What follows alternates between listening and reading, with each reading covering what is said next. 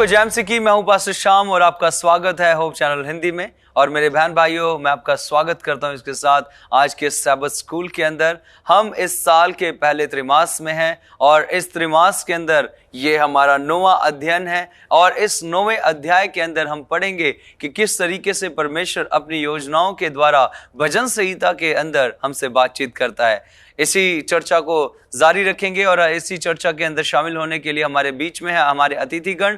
मैं आप सबका स्वागत करता हूं। आप सभी को जय मसीह की। मैं हूं पास्टर आर्डन वॉर्ड। परमेश्वर की महिमा हो। मैं पास्टर दुलार चंद।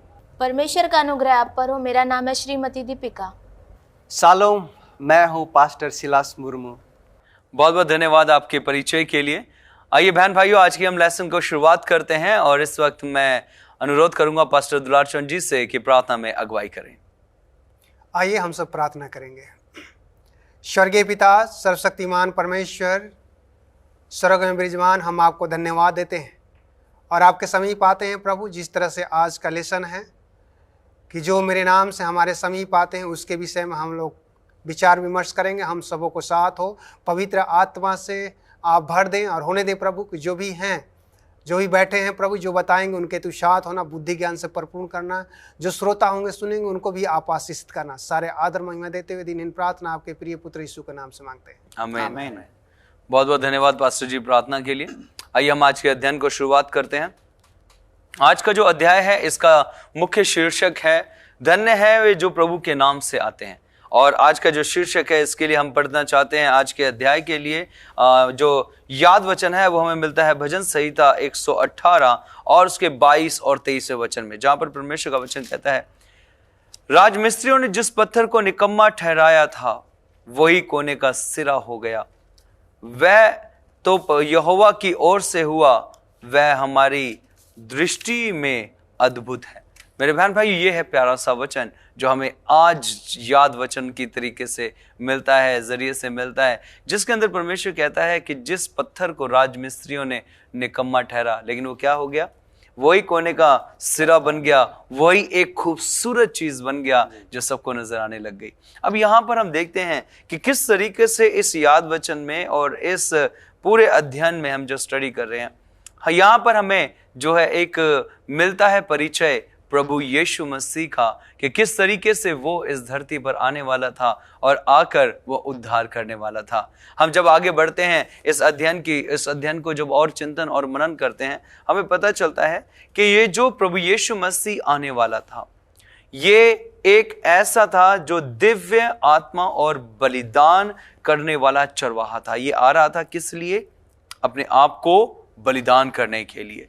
और बाइबल के अंदर जब हम पढ़ते हैं यूहन्ना की पुस्तक उसका 10वां अध्याय और उसके 15वें वचन में, यहाँ पर परमेश्वर का वचन कहता है, 10वें अध्याय के 11वें वचन से जब हम पढ़ते हैं, कहता है, अच्छा चरवाहा मैं हूं, अच्छा चरवाहा भेड़ों के लिए अपना प्राण देता है। देखिए किस तरीके से ये जो आ रहा था, ये वो था जो भेड़ों के लिए अपना प्राण देने आ रहा था। और हम देखते हैं भजन संहिता 23वां अध्याय, जहां पर लिखा है कि यहोवा मेरा चरवाहा है, मुझे कुछ घटी ना होगी। और यहां पर हम देखते हैं कि परमेश्वर जो है चरवाहे का जो रोल है, परमेश्वर जो है चरवाहे का जो पूरा का पूरा कार्य है करने के लिए अपने पुत्र को भेजता है, जिसने हम सब के लिए अपने आप को बलिदान किया ताकि हम उसमें अनंत जीवन पाएं, ताकि हम उसके प्रेम में, उसकी भक्ति में और उसकी सत्यता में जानने वाले बन सके। कहता है मजदूर ना तो चरवाहा है ना ही भेड़ों का मालिक है, लेकिन भेड़ों का मालिक कौन है? वो है परमेश्वर। वही जानता है हम कैसे बचाए जाएंगे, वही जानता है हमारे जीवन की कमजोरियां कैसे दूर होंगी, और वही जानता है कि हमारे जीवन के अंदर से पाप जो है वो किस तरीके से दूर हो सकते हैं। पिछले अध्याय में हमने पढ़ा था कि किस तरीके से परमेश्वर हमें ज्ञानवान बनाना चाहता है और उस ज्ञानवान के द्वारा बनाकर परमेश्वर हमें हमारे जीवन से उन पापों को दूर करना चाहता है, जिसके द्वारा हम पापों की कीचड़ में यहां तक जा चुके हैं कि जिस तरीके से रोमियो कहता है पाप की मजदूरी क्या है? मृत्यु है। लेकिन प्रभु यीशु मसीह के अनुग्रह के द्वारा हमें क्या मिलता है? जीवन मिलता है। इसलिए हमें अपने जीवन को परमेश्वर के पास लाना है, क्योंकि भजन संहिताकार जो है वो कहता है कि देखिए एक आने वाला है जो हम सबको उद्धार देने के लिए है, जो हम सबको मुक्ति देने के लिए है। जी बस जी। थैंक यू पास्टर, आपने बहुत अच्छी तरीके से जो है इस लेसन को स्टार्ट किया है। और इसकी शुरुआत में हम देखते हैं कि हमारे लिए जो है किसी को भेजा गया है। और मेरा जो मंडे का जो हेडिंग कहता है वो है पीड़ित मसीहा। देखिए मेरे प्रियो, यहाँ पे जो बात किया जा रहा है, परमेश्वर ने जिसको हमारे लिए भेजा, जिसका नाम प्रभु यीशु मसीह है, और हम सब इसको बहुत अच्छी तरीके से जानते हैं कि प्रभु यीशु मसीह हमारे लिए क्यों आया, किस लिए आया और उसका उद्देश्य क्या था। बिल्कुल। तो उसी प्रकार से मेरे प्रियो यहाँ पे हम देखते हैं कि जब वो हमको बचाने आया, लेकिन आज जब वो संसार में आया, उस समय जब आया तो लोगों ने उसके साथ कैसा व्यवहार किया, बिल्कुल। और आज जो है लोग उसके साथ कैसा व्यवहार करते हैं। एक मसीह होने के नाते हम सब के लिए एक बहुत बड़ा प्रश्न है कि आज एक मसीह होने के नाते मैं लोगों से कैसा व्यवहार करता हूं। क्योंकि मेरे प्रियो यहाँ पे अगर हम बात करते हैं कि परमेश्वर ने अगर हम यहाँ पे बात कर रहे हैं तो परमेश्वर जो है या भजनकार जो है वो वचन के द्वारा हमको ये बताना चाहता है। यहाँ पे दो लोगों के बारे में बात कर रहा है। पास्टर जी ने बहुत अच्छी तरह से बताया, यहाँ पे बता रहा है चरवाहा और भेड़ों के बारे में बात हो रही है। और हम जानते हैं कि दाऊद राजा भी जो था, जब वो राजा बनने के पहले क्या था, एक चरवाहा था। और चरवाहा जो है वो जानता है कि भेड़ों की रखवाली किस तरह से करनी चाहिए। इसलिए भी मेरे प्रिय हम देखते हैं कि परमेश्वर जो है उसने जब हमको एक मौका दिया है, अवसर दिया है, तो हम जो है जैसे, इसलिए वचन में हम देखते हैं यूहन्ना में जो आपने बहुत अच्छा पढ़वाया कि प्रभु यीशु मसीह जो है वो हमारा सच्चा चरवाहा है। बिल्कुल। और आज एक बोलना चाहिए मनुष्य होने के नाते हमें किसके पास जाने की जरूरत है? उस सच्चे चरवाहे के पास जाने की जरूरत है, क्योंकि उसने हमारे लिए क्या दी है? अपनी जान दी है। इसलिए मेरे प्रिय हम ध्यान रखें, अगर यूहन्ना 3:16 में हम देखते हैं, वहां पे कहता है कि परमेश्वर ने जगत से ऐसा प्रेम रखा कि उसने अपना एक लौता पुत्र दे दिया। और ये लौता पुत्र कौन है? प्रभु यीशु मसीह है। तो मेरे प्रिय हम इस बात को ना भूलें कि प्रभु जो है उसने अपने एक लौते पुत्र को आपके लिए और मेरे लिए दिया। लेकिन उस समय भी जो हम देखते हैं, ये 2000 साल पहले की बात है, लोगों ने क्या किया? उसे ठुकरा दिया, उसका तिरस्कार किया, उसका अपमान किया। मेरे प्रिय आज एक मसीह होने के नाते हम उसका क्या कर रहे हैं? क्या आज हम भी उन लोगों के तरह हैं जो आज लोगों ने इसके साथ में किया? बिल्कुल। तो आज जो है हमें उस ओर जो है देखने की जरूरत है, क्योंकि उसने इस संसार में आके, जैसे वचन भी कहता है कि एक मनुष्य के द्वारा जो है पाप आया और दूसरे मनुष्य के द्वारा क्या आया? उद्धार आया। तो प्रभु यीशु मसीह ने जब आपके लिए, उन्होंने मेरे लिए यहाँ पे उद्धार लेकर आया है, और हम जानते हैं कि उसने इन सारे जगत, इस पूरे पाप के जगत को अपने साथ उठा के वो चला गया। तो आज जो है मेरे प्रियो हमें देखना है कि एक मसीह होने के तौर पे मैं आज क्या अभी भी मसीह को पीड़ा दे रहा हूँ? हाँ, बहुत बहुत धन्यवाद पास्टर जी इस अच्छे विचारों के लिए। प्रिय दर्शकों, आप कहीं मत जाइएगा, हमारे ये विचार यूं चलते रहेंगे। आपसे मिलते हैं एक छोटे से ब्रेक के बाद। प्रिय दर्शकों, आपका स्वागत है ब्रेक के बाद, और हम बात कर रहे हैं सैबत स्कूल के अंदर एक ऐसे बलिदान की जो स्वर्ग से हमारे लिए उतरा, और हमने देखा कि किस तरीके से परमेश्वर जो है उस बलिदान को भेज रहा है ताकि हमारा जो मनुष्य तो है, जो हम पाप में हैं, हम बचाए जाएं। आइए इसी विचार को आगे बढ़ाते हैं और चलते हैं सीधे हमारे अतिथियों के पास। धन्यवाद देते हैं पास्टर श्याम, और धन्यवाद देते हैं पास्टर आर्डन। आप लोगों ने बहुत अच्छी रीति से परमेश्वर के वचनों को आप लोगों ने बताया जी, और दर्शकों के बीच में रखा। और आज जो है जिस तरह से मैं फिर से मंगलवार के विषय में मैं जा रहा हूँ, और उसमें बहुत खूबसूरती तरह से फिर से उसी बात पर और उसी टॉपिक को हम दोहराना चाहते हैं। धन्य है वो जो प्रभु के नाम पर परमेश्वर के समीप आते हैं। इसको इस तरह से सरल रूप से देखा जाए, लेकिन यहाँ पर खास तौर से हम लोग देखें, जिस तरह से चर्चा किए कि नहीं, प्रभु यीशु मसीह चरवाहा है। और उसके बाद में हम लोग दाऊद को भी देखें कि दाऊद भी एक चरवाहा था और परमेश्वर ने उसको चुना। लेकिन परमेश्वर ने जब चुना तो परमेश्वर का क्या वादा था, क्या बातें थी उसके साथ में। आइए हम सब एक बाइबल वर्स पढ़ेंगे और उसके बाद में आगे हम लोग बढ़ेंगे। भजन संहिता 132 का 10 से 12 पढ़ेंगे। तो इसमें परमेश्वर का वचन इस तरह से बताता है, बोलता है कि अपने दास दाऊद के लिए अपने अभिषिक्त की प्रार्थना के अनसुनी न कर। यहोवा ने दाऊद को सच्ची शपथ खाई और वह उससे न मुकरेगा।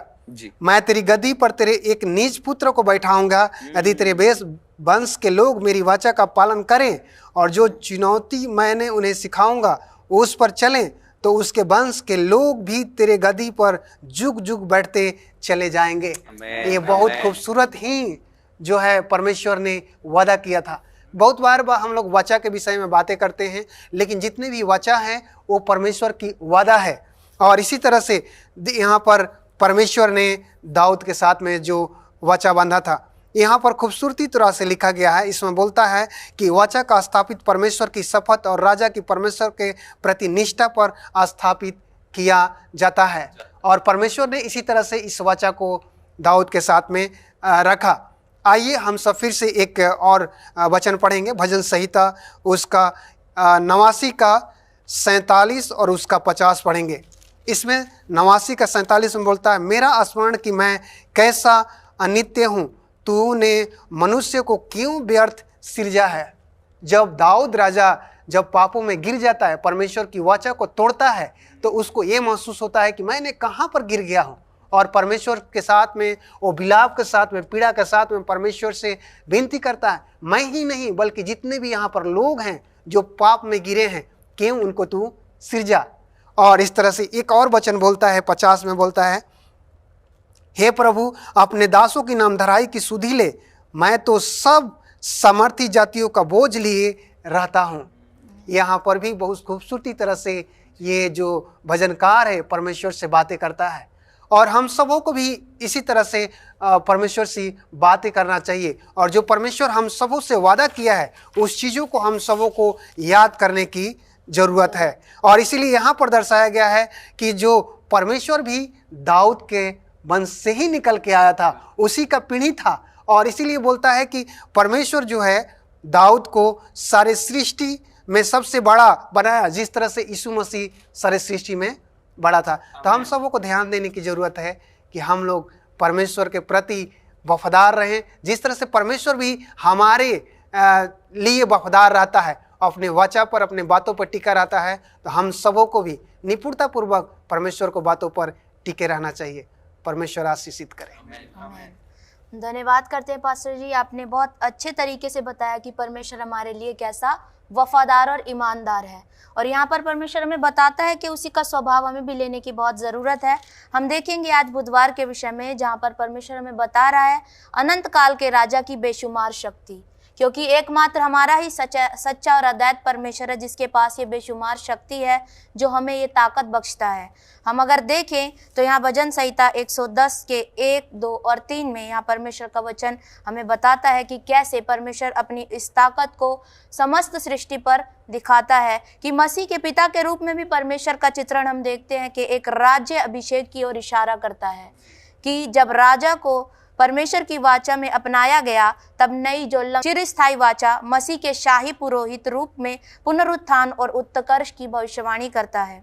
अगर हम देखें इब्रानियां 1 का 5, यहाँ परमेश्वर का वचन हमें साफ बताता है कि कैसे स्वर्गदूत में से उसने किसी से नहीं कहा कि तू मेरा पुत्र है। सिर्फ यीशु मसीह को ही अधिकार मिला है कि वो ही क्या है, परमेश्वर का इकलौता पुत्र है। आज तू मुझसे उत्पन्न हुआ है। इस नई वाचा में परमेश्वर ने अपने बेटे को हमारे लिए प्रस्तुत किया है कि वो इकलौता पुत्र जो पिता की, अगर हम देखते हैं यूहन्ना 1 के 18 में है कि जो पिता की गोद में है, इकलौते पुत्र को उसी ने जिसे उसने प्रकट किया है। भजन संहिता 110 के 1 से लेकर 3 में हम इस बात के विषय में सीखते हैं कि हमें यीशु मसीह जो परमेश्वर के बीच में और परमेश्वर की और यीशु मसीह की घनिष्ठता के विषय में इस 110 में 1 से लेकर 3 में हम देखते हैं। मसीहा परमेश्वर के दाहिनी हाथ ऐसे बैठा है कि व्यक्ति के रूप में बैठा है जिसके पास अभूतपूर्व सम्मान और अधिकार है। अंत में मसीहा को अपने शत्रुओं पर विजय प्राप्त हुई और दुश्मन को पांव की चौकी बनाने का अधिकार भी परमेश्वर ने यीशु मसीह को दिया है। कि अगर हम देखते हैं कि जो प्राचीन निकट पूर्वी राजा द्वारा अपने पराजित दुश्मनों पर पूर्ण प्रभुत्व प्रदर्शित करने के लिए उनकी गर्दन पर अपने पैरों को रखने की प्रथा को दर्शाता है। अगर हम यहाँ देखें, हमने इसके 3 में भी देखा कि यहाँ परमेश्वर के राजदंड के विषय की बात की गई है। तो मूल रूप से आदिवासी नेताओं द्वारा जनजाति के प्रति के रूप में यह एक धारणा है कि वहाँ मसीह की छड़ी जो सियोन से आती है, क्योंकि मसीह सियोन के लोगों का प्रतिनिधित्व करता है। उसकी छड़ी एक प्रतीक है इस बात का कि उसे परमेश्वर ने अधिकार बख्शा है। ईश्वरीय न्याय जो बुराई के शासक को समाप्त करता है और मसीह जो बेजोड़ शासन को दर्शाता है, यहाँ तक कि दुष्ट राजाओं को भी पश्चाताप करने और मसीह के प्रति संपूर्ण समर्पण करने का मौका देने की बात भी यहाँ पर हम सीखते हैं। भजन संहिता 2 के 10 में हम इस बात के विषय में सीखते हैं कि कैसे परमेश्वर का वचन में बताता है, इसलिए अब हे राजाओं बुद्धिमान बनो, हे पृथ्वी के न्यायियों, यह उपदेश ग्रहण करो कि परमेश्वर आज हमसे क्या कहना चाहता है, क्योंकि अब राजदंड यीशु मसीह के हाथ में है।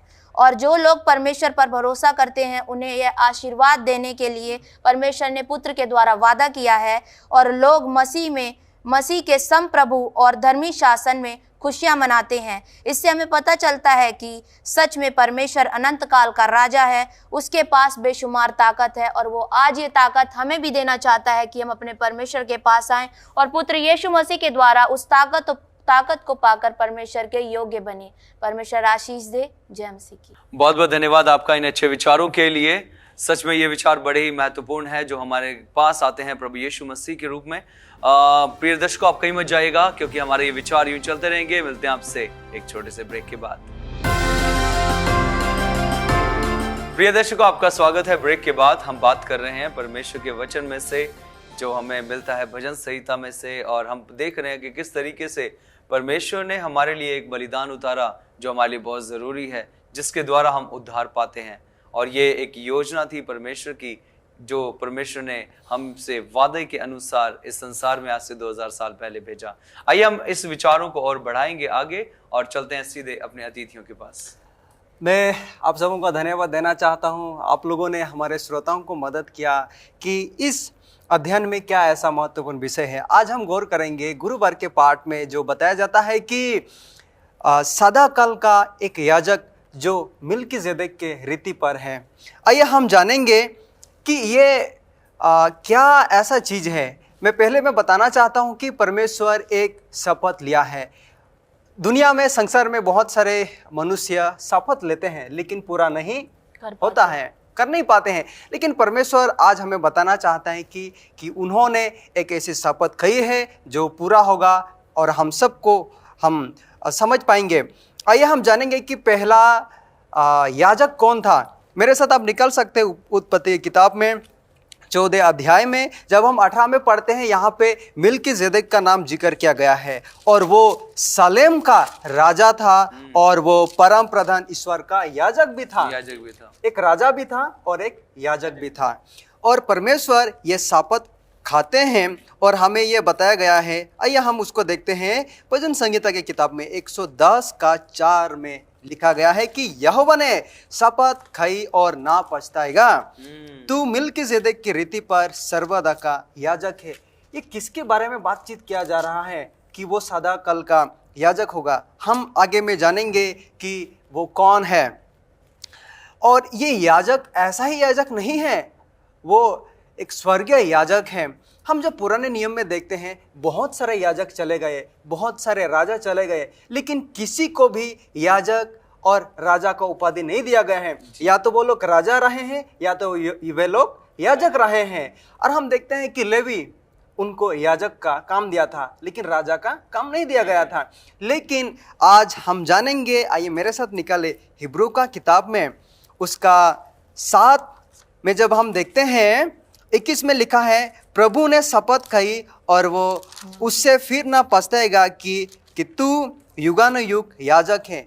वो याजक कौन है? वो याजक वही है जो निष्कलंक है, जिन्होंने पाप नहीं किया और इस संसार में लोगों के साथ अपनी जीवन बिताए, वो धार्मिक जीवन, वो यीशु मसीह के बारे में बताया जा रहा है। जब हम पढ़ते हैं 25 से लिखा गया है, क्योंकि वह उनके लिए विनती करने की सर्वदा जीवित है। यीशु मसीह महापवित्र स्थान में लोगों की विनती के लिए वो सदा मौजूद है। आगे में कहता है, ऐसा ही महायाजक हमारे योग्य था जो पवित्र और निष्कपट और निर्बल और पापियों से अलग और स्वर्ग से भी ऊंचा किया हुआ है। वो कौन है? वो यीशु मसीह है, क्योंकि उसने अपने आप को बलिदान चढ़ाकर उसे एक ही बार में पूरा किया दिया। आखिर में बोलता है कि उस पुत्र को नियुक्त करता है जो युगानुयुग के लिए सिद्ध किया गया है। आप लोगों ने बार बार दोहरा रहे थे कि एक पुत्र, इस बारे में शपथ के बारे में भी हमने पास्टर जिसे हमने सीखा, लेकिन यहाँ पे हम खास तरीके से हम देख पाए कि वो याजक, वो यीशु मसीह है जो सदा काल का वो राजा भी है और याजक भी है। मैं धन्यवाद देना चाहता हूँ कि ये बहुत ही अच्छी विषय है जो आज हमने सीखा। परमेश्वर आशीष दे। बहुत बहुत धन्यवाद पास्टर जी इन बातों के लिए। हमने देखा कि किस तरीके से प्रभु यीशु मसीह के विषय में कहा गया है कि वो आएगा और वो प्रभु के नाम से आता है, ठीक है। वो अब हमने एक और बात देखी कि वो याजक है जो मलकीसिदक के मानंद सेवा कर रहा है। अब यहाँ पर हमने बहुत सारी बातें देखी। एक सवाल उठकर आता है, बलिदान अगर करना था मनुष्यों के पापों के लिए तो संसार में से किसी को क्यों नहीं चुना गया? क्यों स्वर्ग से ही हमारे लिए बलिदान उतरा? तो मैं दीपिका जी आपसे सवाल पूछना चाहता हूँ, क्यों मनुष्यों में से बलिदान परमेश्वर ने नहीं लिया और क्यों सिर्फ परमेश्वर ने स्वर्ग से ही उस बलिदान को उतारा? पास्टर जी, ये बहुत अच्छा सवाल है कि जब आपने इस विषय को रखा कि क्यों स्वर्ग से ही वो बलिदान उतारा गया। देखिए, क्योंकि वो जो बलिदान के लिए एक गुण की ज़रूरत थी, तो वो गुण सिर्फ अगर देखे तो क्या होने चाहिए थे कि वो पहलौठा होना चाहिए था। दूसरी बात कि वो नर होना चाहिए था। तीसरी बात कि वह निर्दोष या निष्कलंक होना चाहिए था।